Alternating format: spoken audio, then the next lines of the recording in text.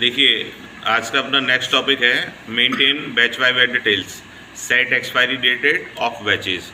इसका क्या मतलब है? इसका मतलब ये है कि जो भी आइटम है होता है, जैसे आपका मेडिसन है, कॉस्मेटिक आइटम है, खाने पीने की चीज़ें हैं, उस पर आप जानते हैं कि एक्सपायरी डेट होती है। एक्सपायरी डेट का मतलब ये होता है कि एक्सपायरी डेट के बाद वो यूज़लेस हो जाता है, उसको अपन यूज़ नहीं करते। तो इसमें 3 चीज़ मेंटेन करना है आपको। एक तो बैच नंबर से मालूम पड़ता है ये किस बैच का है।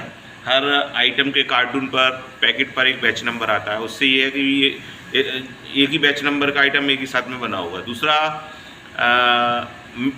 मैन्युफैक्चरिंग डेट कि इसकी उत्पादन तिथि क्या है, ये किस डेट में बना है और कितने दिन बाद ये एक्सपायर हो जाएगा, तो उसकी एक्सपायरी डेट।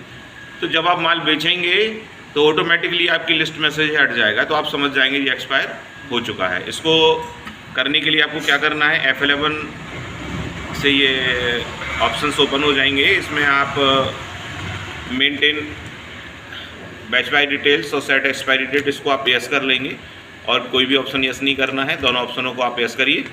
यस करने के बाद आपको आइटम क्रिएट करना है। तो हम आइटम देख लेते हैं पहले से क्या बने हैं।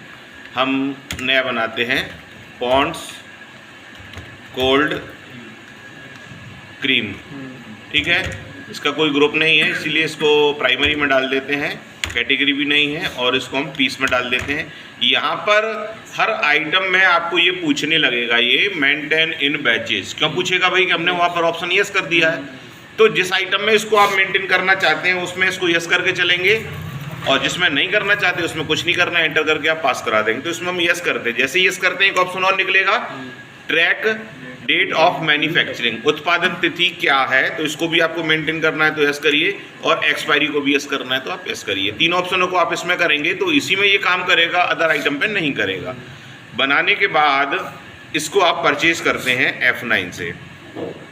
अब पहले तो हम डेट के बारे में चर्चा कर लेते हैं। पहले तो अपनी स्क्रीन पर डेट मेंटेन कर लेते हैं। 1 अप्रैल कर लिया। हम इस आइटम को 1 अप्रैल में खरीदते हैं, तो या तो ये मान के चलिए कि 1 अप्रैल आपने मैन्युफैक्चरिंग डाल दी। तो ऐसा तो नहीं है कि आज ही, कभी हो सकता है कि आज ही बनाए तुरंत की तुरंत अपन ने डायरेक्ट आ गया, या फिर ये मान के चलिए आज अप्रैल है लेकिन इसकी मैन्युफैक्चरिंग डेट क्या थी, जनवरी।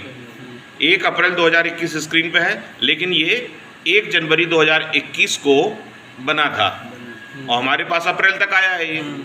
तो हम इसकी मैन्युफैक्चरिंग क्या मानेंगे, 1 जनवरी 2021, और 1 साल की इसकी वैलिडिटी है, मतलब ये 1 जनवरी 2022 को एक्सपायर हो जाएगा। तो आप इसको 1 जनवरी 2021 से 1 जनवरी 2022 तक जब बेचेंगे तो आपकी लिस्ट में इसका बैच नंबर डिस्प्ले होगा, और अगर आप 2 जनवरी को बेचेंगे तो ये लिस्ट में से हट जाएगा, तो आप समझ लेंगे कि ये एक्सपायर हो गया। तो पहले तो अपन परचेज कर लेते हैं बिल नंबर 19, और इससे परचेज किया आपने। परचेज क्या चीज़ थी हमारे पास, पॉन्ड्स कोल्ड क्रीम। यहाँ पर बैच नंबर ले रहा है ये, तो हमने बैच नंबर 1 2 3 4 5 6 कर दिया। क्वांटिटी 100 पीस, रेट 50 रुपये से।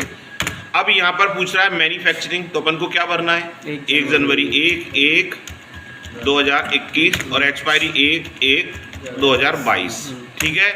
ये समझ गए। डेट पे आपको ज़्यादा फोकस करना है, इसमें सारा काम डेट का ही होता है। एंड ऑफ लिस्ट करके आगे बढ़ गए।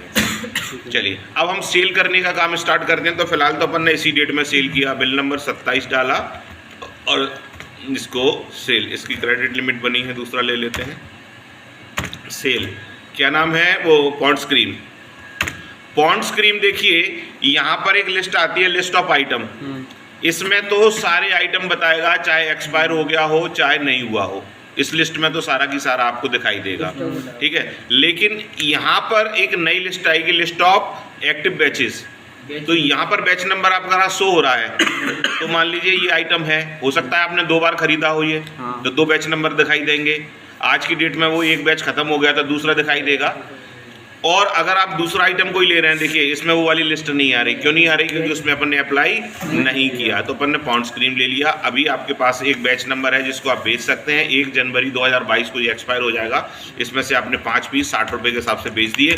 इसमें किसी भी प्रकार की कोई डेट आपको नहीं भरना है, ठीक है। अब मैं ऐसे ही अप्रैल मई जून जुलाई अगस्त सितंबर अक्टूबर नवंबर दिसंबर जनवरी 1 जनवरी तक बेच सकता हूँ। देखिए 1 जनवरी में बेच के देखते हैं। 1/1/2022 हो गया।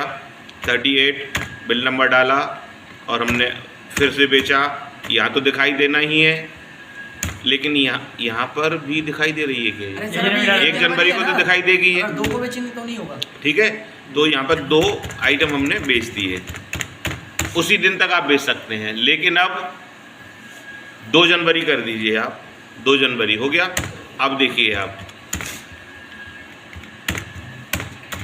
पॉन्ड्स क्रीम यहाँ से गायब हो गया, ये गायब हो गया, इसका मतलब एंट्री को कैंसिल कर दीजिए। आगे आपको कोई कार्रवाई नहीं करनी, नहीं तो आप इसमें नंबर डाल के आगे बढ़ जाए तो भी एंट्री नहीं होगी। फिर आप देखेंगे कि माइल हमारा एक्सपायर हो गया है, बाद में आपको क्या करना है, सोचेंगे वापस करना है क्या करना है, ठीक है। तो पहले आप इतना करके देखिएगा ना, एंट्री को आप कैंसिल करके, ये होता है।